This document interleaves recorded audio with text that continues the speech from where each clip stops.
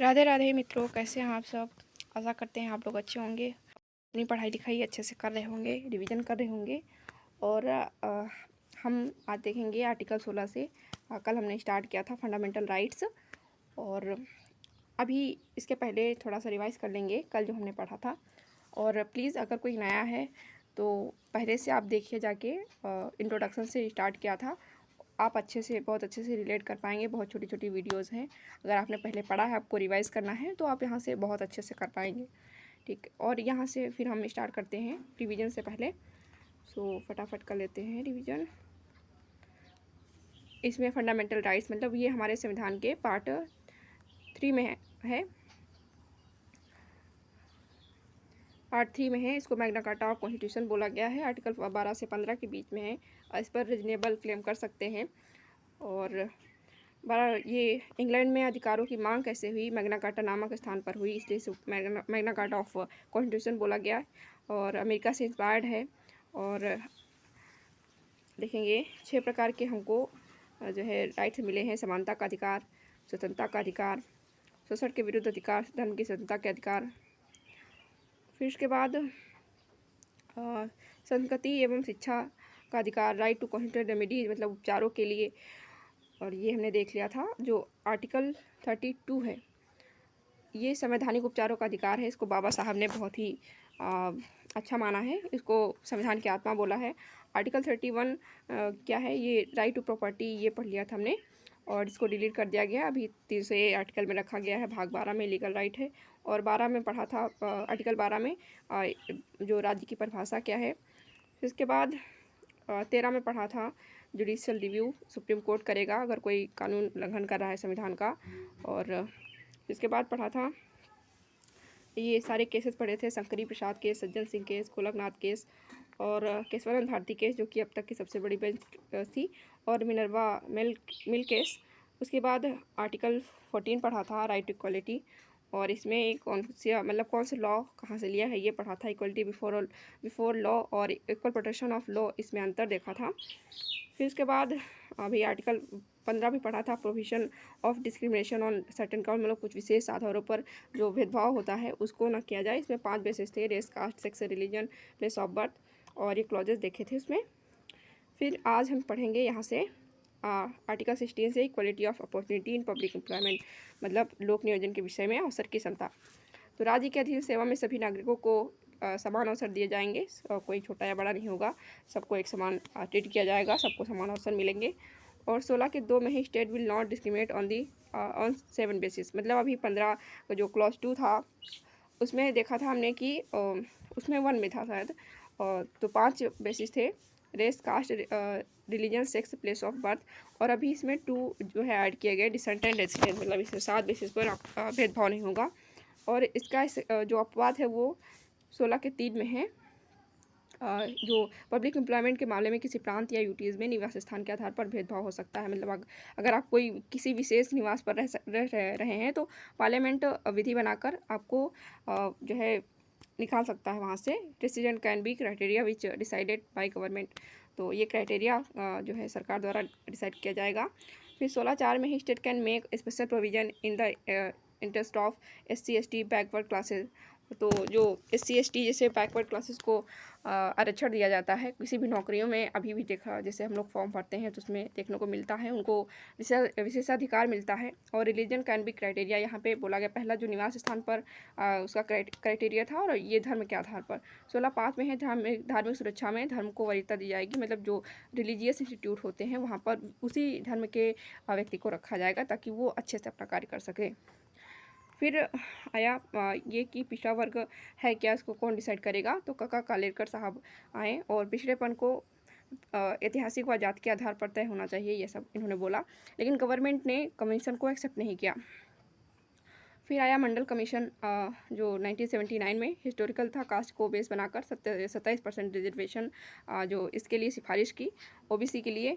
फिर आया 1990 में VP सिंह सरकार ने मंडल आयोग की सिफारिश स्वीकार की। 1991 में इकोनॉमिक बैकवर्ड क्लासेस के लिए 10% रिजर्वेशन की बात की गई नरसिम्हा राव सरकार के द्वारा।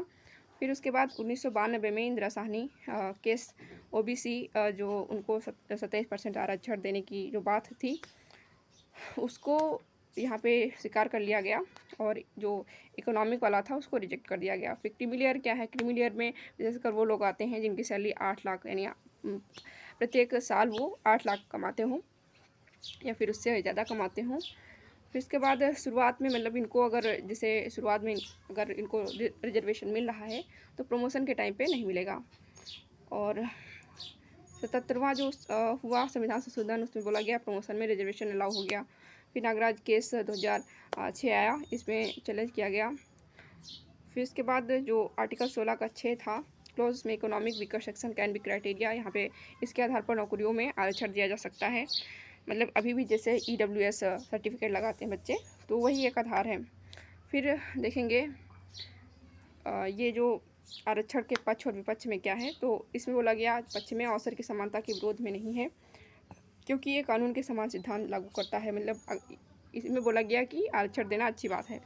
और जो विपक्ष में बोला गया कि अवसर की समानता के विरुद्ध प्रतीत होता है, क्योंकि विरुद्ध इसलिए प्रतीत होता है आप किसी को सहायता प्रदान कर रहे हैं, किसी को नहीं दे रहे हैं, तो ये एक तरह अपोजिट हो गया।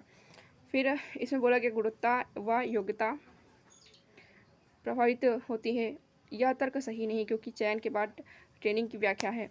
इसमें बोला गया योग्यता प्रभावित होती है, गुणवत्ता भी प्रभावित होती है, देश का विकास अवरुद्ध होता है, कुछ वर्गों तक ही सीमित हो गया है, आरक्षण का राजनीतिकरण हो गया है, जातिवाद को बढ़ावा मिल रहा है। और इसमें बोला गया पिछड़ी जातियों का हजारों वर्ष से शोषण होता है, तो उसकी एक भरपाई के लिए है जो मुआवजा टाइप है, यानी उसको समान बराबरी पर लाने के लिए जो आरक्षण देना अच्छी बात है। और इसमें बोला गया जो क्रीमी लेयर का अनुसरण पूर्णतः नहीं हो रहा है, क्योंकि एक बार जैसे किसी को दिया जा रहा वो बराबरी में आ गया, फिर से वही ले रहा, तो ये गलत बात है। फिर इस पिछड़ी जातियों में आरक्षण मिलना जो है वो जनसंख्या के अनुपात में नहीं मिल रहा है और कम मिल रहा है। फिर उसके बाद SC/ST कौन है, प्रेसिडेंट डिसाइड करेगा और संसद विधि बनाएगी, but in the case of OBC के केस में जो सेंटर है, स्टेट है, वो दोनों मतलब इक्वली पावरफुल हैं। फिर देखेंगे आर्टिकल 17, आर्टिकल जो अनुच्छेद 17 है वो है अस्पृश्यता का उन्मूलन, यानी abolition of untouchability. 1935 untouchability abolition act 1955 बनाया गया और protection of civil right act 1955, untouchability offence act 1955 बनाया गया। सो अभी जैसे सुना होगा कि पहले होता था कि निम्न जाति के लोग होते थे तो वो कुछ छू ले या कहीं गली से गुजर जाएं, कुएं से पानी भर ले, तो उन लोगों को मारा पीटा जाता था, रोड पे नहीं आने दिया जाता था, बहुत ही हीन दृष्टि से देखा जाता था। तो ऐसा नहीं करना चाहिए, क्योंकि कोई भी व्यक्ति है वो सभी व्यक्तियों के समान है, और कोई भी व्यक्ति अगर उसके साथ ऐसा हो तो कैसा मतलब लगेगा, तो ऐसा बिल्कुल नहीं होना चाहिए। और बहुत अच्छी बात हमारे संविधान में है कि इन सभी अधिकारों को दिया गया है, और जिससे सारे व्यक्ति अपने आप को सुरक्षित मान सके और अपने जो भी काम है वो अच्छे से कर सके। फिर आर्टिकल 18 उसमें एबोलिशन ऑफ टाइटल मतलब उपाधियों का अंत दिया गया है। उसमें 18 के क्लॉज 1 में है state can not grant any title except defence and education. मतलब कोई राज्य है वो किसी भी टाइटल को ग्रांट नहीं करेगा, लेकिन डिफेंस और एजुकेशन का कर सकता है। जैसे डिफेंस में बहुत सारे टाइटल्स दिए जाते हैं, और जैसे एजुकेशन में PhD धारक होते हैं, प्रोफेसर्स होते हैं, अपने नाम के पहले इंजीनियर लगाते हैं, तो आप ये लगा सकते हैं, इसके लिए आपको छूट दी गई है। 18(2) में citizen can not take any title from foreign state, मतलब इसमें बोला गया है कि जो नागरिक हैं वो किसी फॉरेन स्टेट से कोई भी टाइटल नहीं ले सकते हैं। 18(3) क्लॉज में है कोई व्यक्ति जो विदेशी है, भारत सरकार के अधीन कार्य कर रहा है, मतलब कोई विदेशी भी है और भारत सरकार के अधीन है, तो उपाधि ले सकता है, लेकिन हमारी राष्ट्रपति जो हैं उनकी अनुमति के बिना नहीं ले पाएगा, अनुमति होनी चाहिए तभी ले पाएगा। 18(4) में है भारतीय हो या विदेशी भारत सरकार के अधीन कार्य कर रहा है और भारत में किसी लाभ के पद पर है, उपहार भेंट स्वरूप मतलब कुछ भी उपलब्धि मिल रही है, तो राष्ट्रपति की अनुमति के बगैर नहीं ले सकता है। फिर देखेंगे जो मिलते हैं अवार्ड मिलते हैं, भारत रत्न, पद्म विभूषण और पद्म विभूषण भूषण अवार्ड, ये आर्टिकल 18 के अंतर्गत नहीं आएंगे।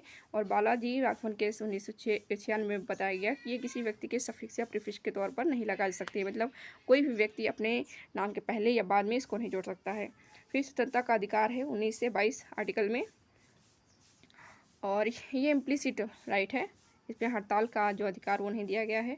19(1) में क्या है, freedom of speech and expression, मतलब वाक मतलब बोलने की और अभिव्यक्ति करने की आज़ादी है, 1A में है। और 2A में है right to assemble peacefully and without arms, मतलब आप कहीं भी इकट्ठे हो सकते हैं शांतिपूर्ण से और बिना हथियारों के।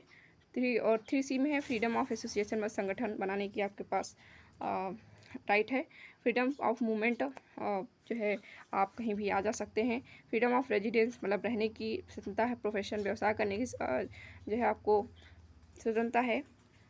और जो रिपील कर दिया गया है प्रॉपर्टी रिलेटेड राइट था, और जो 31 में था अभी वो 300A में रखा गया है, भाग 12 में इसको रिपील कर दिया गया है। और 19G में है फ्रीडम ऑफ प्रोफेशन, अभी ये पढ़ लिया हमने।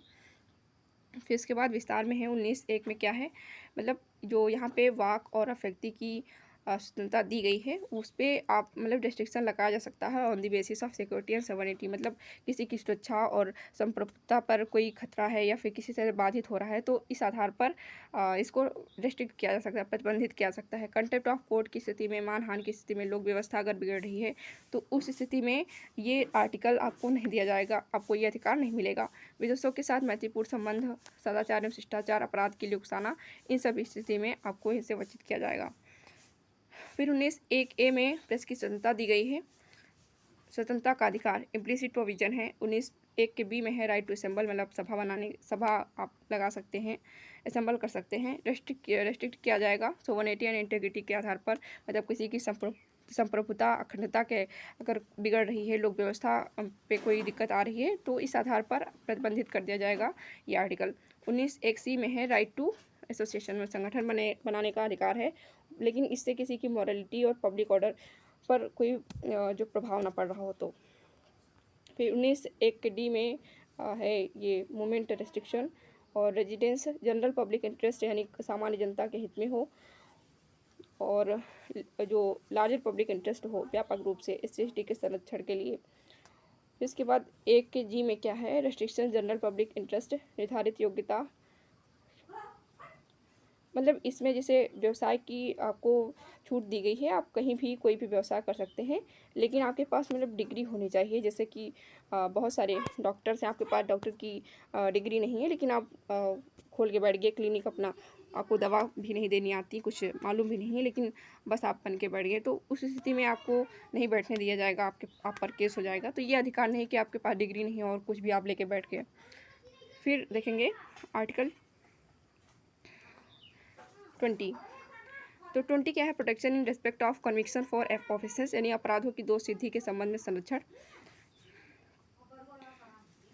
इसमें 20 के एक जो क्लॉज है उसमें बोला गया भूत लक्षित दंडित विधियों से संरक्षण, no ex post facto law. और 2 में है दोहरा दंड संरक्षण, नो डबल जियोपार्डी। और 3 में है अपने ही विरुद्ध गवाही देने में संरक्षण, नो सेल्फ इनक्रिमिनेशंस, यानी इसमें दिया गया है कि आपने कोई दंड किया है तो आपको एक बार अगर कोई दंड मिल गया है तो उसको दोबारा मतलब आपको नहीं दिया जाएगा, और अपने ही विरुद्ध आप गवाही देने में मतलब संरक्षित हैं, ये बोला गया है।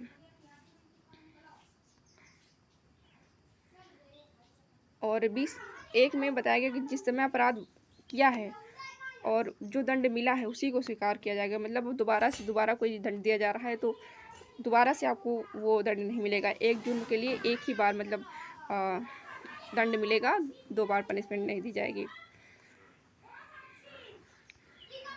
तो आज हम पढ़ते हैं आर्टिकल 20 तक, और इसके बाद अगले दिन देखेंगे। और अगर आपको यहाँ कुछ भी ना समझ में आया हो तो प्लीज़ आप कमेंट करके पूछ लीजिए, और इस चैनल को बढ़ाइए ताकि बहुत लोगों तक रीच जाए, वो भी अपना रिवीजन कर पाएँ। और इसको लाइक कीजिए, हाइप कीजिए और देखते रहिए। Thank you.